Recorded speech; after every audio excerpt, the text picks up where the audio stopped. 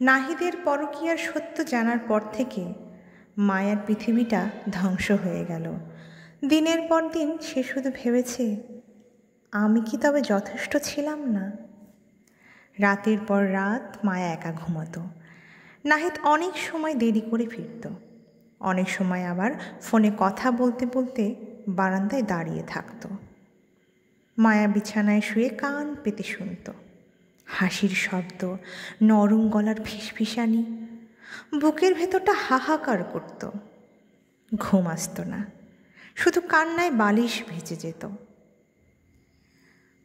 আগে যেখানে নাহিদ অফিস থেকে ফেরার পর মায়ার রান্নার প্রশংসা করত, এখন বলতো, এত তেল দিয়ে রান্না করো কেন? এই ছোট্ট কথাটাও মায়ার মনে ছুরির মতো বিঁধত। মায়া আয়নার সামনে দাঁড়িয়ে নিজেকে দেখত, ভাবত, আমি কি এতটাই বদলে গেছি যে আর আকর্ষণীয় নই? একদিন মায়া নাহিদের ফোন হাতে পেয়ে সুমির মেসেজ পড়ে ফেলল। কালকের মতো সময় কাটানোটা অসাধারণ ছিল।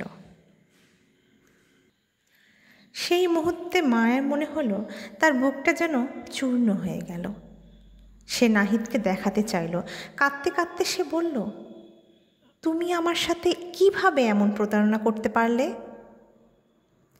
নাহিদ রেগে উঠে বলল, তুমি সব সময় আমাকে সন্দেহ করো, তাই আমি তোমার সাথে আর থাকতে চাই না। সেই কথাটা মায়াকে ভেতর থেকে ভেঙে দিল। মায়া প্রতিদিন ভেবেছে, হয়তো একদিন নাহিদ ফিরে আসবে, ক্ষমা চাইবে, আবার আগের মতো হাসবে। কিন্তু যত দিন গেছে ততই নাহিদ দূরে সরে গেছে। মায়া অনেক ভেবেছে, আলাদা হয়ে যাবে নাকি এই সম্পর্ক বাঁচানোর চেষ্টা করবে। পরিবারের চাপ, সমাজের ভয় আর ভালোবাসার শেষ টুকরো আশা তাকে সিদ্ধান্তহীনতায় ফেলেছিল।